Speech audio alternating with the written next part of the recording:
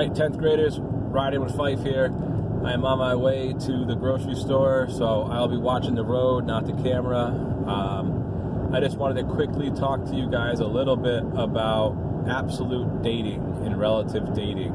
I know we covered this in class before we left, but some people were still confused by it, so I just want to go over this idea of relative dating first. Relative dating, when we are dating layers of rocks in rock history, or events in history of the earth, we're just trying to figure out which ones came first, second, third, and so on. What's the last event that occurred? We're not really worried about the overall exact age of it. Sometimes we're worried about the general age of it, like, oh, well, this must be older than Cambrian, and this must be, oh, this is younger than the dinosaur era, right, during the Jurassic or Triassic period. But for the most part, we're just trying to figure out where those layers occurred in history on a general level. So there's a couple obvious rules, and one of them is called law of superposition.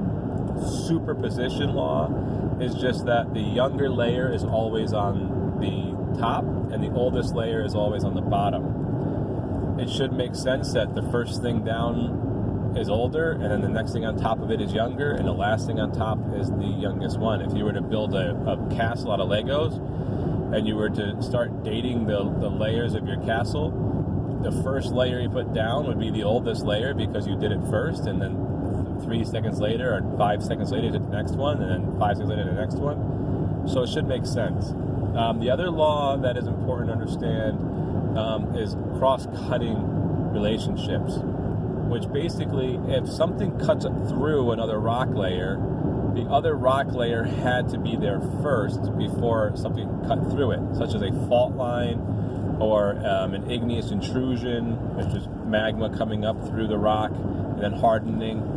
So again, that seems to be relatively simple. The other one is law of horizontality, and again, that just means that the rock layers were laid flat and horizontal layers. That sediment was never laid at an angle and hardened at a perfect angle because gravity doesn't allow that to occur.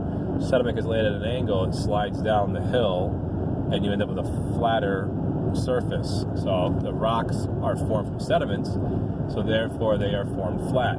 The exception to that rule would be your igneous rocks, which magma can push its way in through at angles through different rock cracks and then harden at an angle. So igneous intrusions don't really follow that law of horizontality. It's for your sedimentary rocks that are formed by sediments.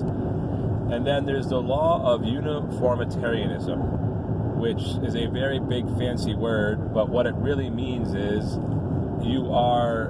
we are assuming that all the processes of like the water cycle and deposition and erosion and weathering that we learned about, all of those things are the same today as they were millions and even billions of years ago. That nothing has changed on that scale or that level of work. That rocks are always being broken down, always being moved, and always being deposited, and always forming and always being formed the same way.